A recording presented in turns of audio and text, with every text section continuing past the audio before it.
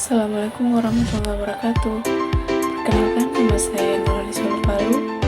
Saya mahasiswi Politeknik Negeri Papua. Di video kali ini, saya akan membahas materi kimia pangan yang berjudul senyawa bioaktif. Yuk simak video saya. Senyawa bioaktif merupakan senyawa yang mempunyai efek fisiologis dalam tubuh yang berpengaruh positif terhadap kesehatan manusia. Peran senyawa bioaktif dalam tubuh diperoleh jika senyawa tersebut mencapai lokasi aksinya atau site of action.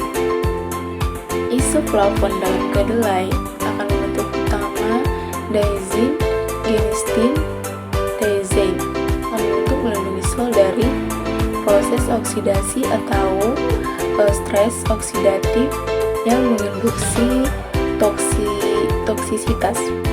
Peptida bioaktif dalam kedelai, antioksidan dalam serealia dan kacang-kacangan, fenol, asam fenolat, tokfos, fosfolipid, dan lain-lain. Asam lemak linoleat, arachidonat, dan linolenat. Isoflavon merupakan senyawa fenolik dalam kedelai. Kadarnya dapat mencapai 3 magnesium per gram. Ada dalam bentuk agglukan atau daisen, genistein, glystein, glukosida atau konjugasi dengan glukosida yaitu daisen, genistein, glystein, malonyl glukosida, dan asetil glukosida.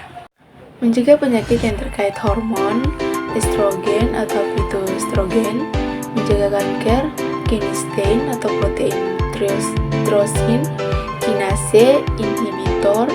Protein tyrosin kinase diperlukan pada pertumbuhan sel kanker.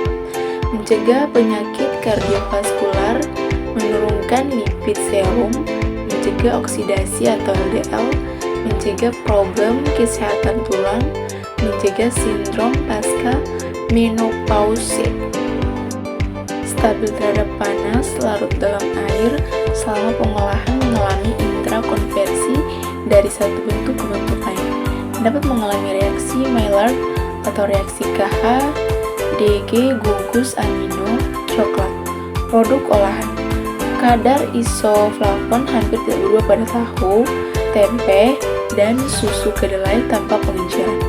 Kadar lebih rendah pada konsentrat protein kedelai, hasil ekstraksi, alkohol, dan kecap. Non-toksik, efektif dalam konsentrasi rendah, stabil selama penyimpanan, dapat bertahan selama proses pengolahan atau carry through effect, tidak mahal. Penggunaan antioksidan tergantung dari kesesuaiannya dengan produk dan peraturan yang mengikatnya. 1. Antioksidan primer mengakhiri runtutan reaksi radikal bebas atau tocopherol, BHA, BHT, TBHQ, dan lain sebagainya. 2. Antioksidan sekunder mendekomposisi hidroperoksida lemak menjadi produk yang stabil atau dilauri, thiopropionate, dan thiodipropionic acid. Di tabel 1 ada antioksidan alami zat gizi yang terdapat dalam bahan pangan. Komponen antioksidan vitamin A dan karotenoid. Bahan pangan sumbernya mentega, margarin, buah-buahan berwarna kuning, sayur-sayuran hijau. Vitamin E. Bahan pangan sumbernya biji bunga matahari, biji-bijian yang mengandung kadar minyak tinggi, kacang-kacangan, susu, dan hasil olahannya. Vitamin C atau asam askorbat.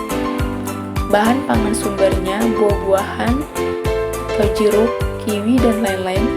Sayur-sayuran atau sebagian rusak selama pemasakan, kentang. Vitamin B2 atau riboflavin. Bahan pangan sumbernya susu, produk hasil olahan susu, daging, ikan, telur, serealia utuh, kacang-kacangan. Seng Z atau Zn. Bahan pangan sumbernya bahan pangan hewani, daging, udang, ikan, susu, dan hasil olahan. Tembaga atau CU. Bahan pangan sumbernya hati, udang, biji-bijian, serealia, atau kadar dalam makanan tergantung pada konsentrasi CU dalam tanah. Selenium atau Se, bahan pangan sumbernya serealia, daging, ikan. Kadar dalam makanan tergantung pada konsentrasi Se dalam makanan. Protein, bahan pangan sumbernya ovalbumin dalam telur, kiladin dalam gandum, dan lain-lain. Sekian pembahasan materi kimia pangan tentang